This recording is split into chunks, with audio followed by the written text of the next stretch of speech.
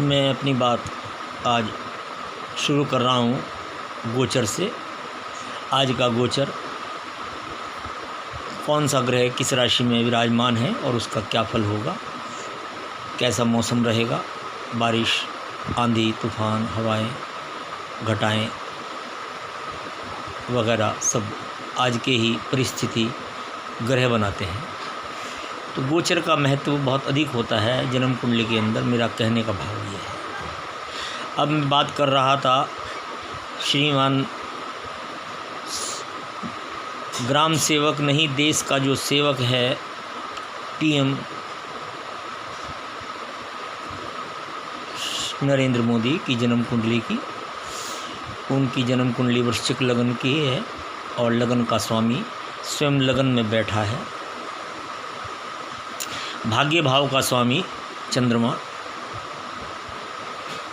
लग्नेश मंगल के साथ विराजमान है, जो कि भाग्य की प्रगति दिखाता है। अब हम केवल जन्म कुंडली मात्र से ये निर्धारित नहीं कर सकते कि कोई भी घटना घटित होगी या नहीं। उसके लिए हमारे लिए आवश्यक है कि हम नवमांश पर भी दृष्टिपात करें। नवमांश में लग्नेश की स्थिति इतनी मजबूत है कि वो स्वयं चंद्रमा की राशि में लगन के अंदर स्वयं नीच का होकर बैठा है, लगन का स्वामी। तो यानी कि जीवात्मा को अत्यंत जीवन में परिश्रम कर कर धरती से ऊपर उठकर अपना परिचय, अपनी प्रगति, अपनी ख्याति, अपनी प्रसिद्धि अपने परिश्रम के बल पर ही मिलेगी, ना कि प्रैतिक रूप में प्राप्त होगी। अब यदि जीत के भाव को देखते हैं तो वो राज्य भाव है, दशम भाव, और लाभेश दोनों की समागम, युति, कॉम्बिनेशन बन जाए तो राज्य भाव से लाभ की संभावना बन जाती है, जिसमें वृश्चिक लगन के अंदर सूर्य और बुध,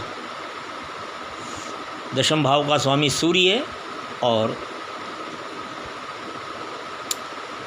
11वें भाव का स्वामी बुध, दोनों ही नरेंद्र मोदी की जन्म कुंडली में लाभ भाव के अंदर विराजमान है, जो कि बुध स्वयं अपनी ही राशि में बैठा है।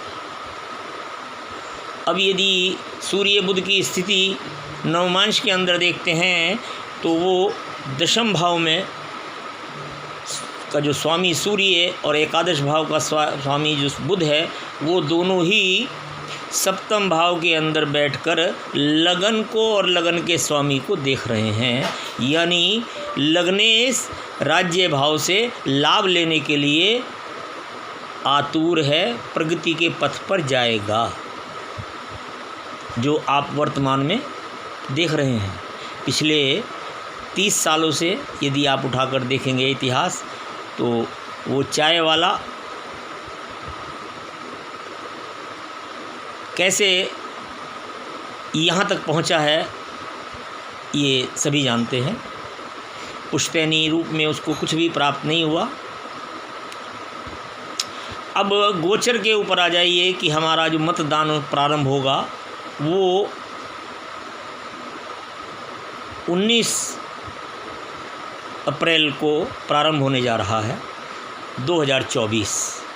ये मतदान नहीं, ये धर्म युद्ध है।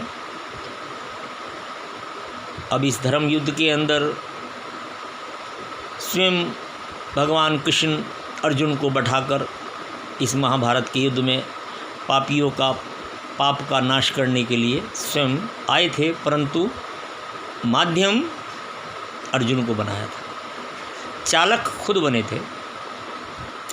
तो यहाँ आपको 19 अप्रैल का जो गोचर है सुबह 8 बजे का, वहाँ लगन का स्वामी जो है नरेंद्र मोदी का मंगल, वो दशम भाव के अंदर स्वयं विराजमान है और चतुर्थ भाव के अंदर चंद्रमा बैठा है। यानी कि मंगल और चंद्रमा की युति यहाँ भी बराबर दिखाई दे रही है।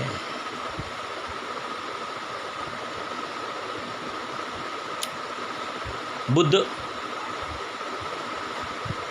लाभ भाव में बैठा है लाभ देने के लिए, और यही गोचर 4 जून को जिस दिन रिज़ल्ट आना है, सभी प्रत्याशियों की किस्मत का ताला खुलेगा। उस दिन सुबह पहले जब गणना शुरू होगी 4 जून को, तो उस समय करक लगन होगा, जो कि नरेंद्र मोदी के नवमांश का लगन है, और लगन का स्वामी मंगल दशम भाव के अंदर मेष राशि में स्वयं चंद्रमा को लेकर बैठा है, और लाभ भाव के अंदर वही लाभेश बुध और दशमेश सूर्य दोनों की युति लाभ भाव के अंदर विराजमान है। ये 4 जून का गोचर है।